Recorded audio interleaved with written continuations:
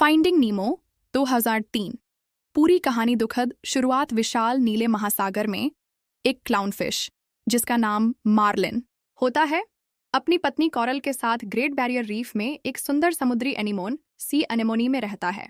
वे बहुत खुश होते हैं क्योंकि कॉरल ने सैकड़ों अंडे दिए होते हैं, लेकिन अचानक एक बैराकूडा मछली उन पर हमला कर देती है।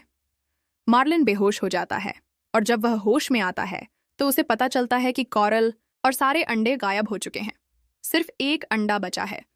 दुखी लेकिन दृढ़ संकल्पित मार्लिन उस आखिरी अंडे को अपने दिल के करीब रखता है और उसका नाम नीमो रखता है। वह नीमो से वादा करता है कि वह उसे हमेशा सुरक्षित रखेगा। नीमो का स्कूल जाना सालों बाद नीमो बड़ा हो जाता है और बहुत ही जिज्ञासु और साहसी होता है। हालांकि उसके एक पंख फिन छोटा होता है जिसे वह अपना लकी फिन कहता है। मार्लिन बहुत ज्यादा सुरक्षा देने वाला पिता होता है और नीमो को दूर जाने से रोकता रहता है। लेकिन नीमो पहली बार स्कूल जाने के लिए बहुत उत्साहित होता है। स्कूल के दौरान जब मार्लिन उसे रोकने की कोशिश करता है तो नीमो अपने दोस्तों के सामने खुद को बहादुर साबित करने के लिए गहरे समुद्र में एक नाव के पास तैर जाता है।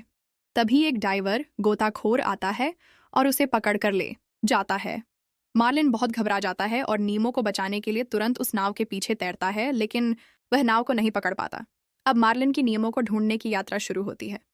डोरी से मुलाकात और खतरनाक सफर। मार्लिन को रास्ते में एक नीली रंग की मछली डोरी मिलती है जो बहुत ही मजेदार लेकिन भूलने की बीमारी शॉर्ट टर्म मेमोरी लॉस से ग्रस्त होती है।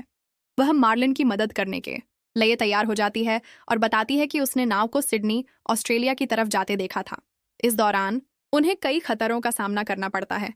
3 शार्क, ब्रूस, एंकर और चूम वे खुद को शाकाहारी घोषित करते हैं, लेकिन जब ब्रूस को खून की गंध आती है तो वह हिंसक हो जाता है, जिससे मार्लिन और डोरी को भागना पड़ता है। एक गहरी समुद्री राक्षसी मछली। अंधेरे में उन्हें एक डाइवर का चश्मा मिलता है जिसमें पता लिखा होता है पी शर्मन 42 वॉलबी वे, सिडनी।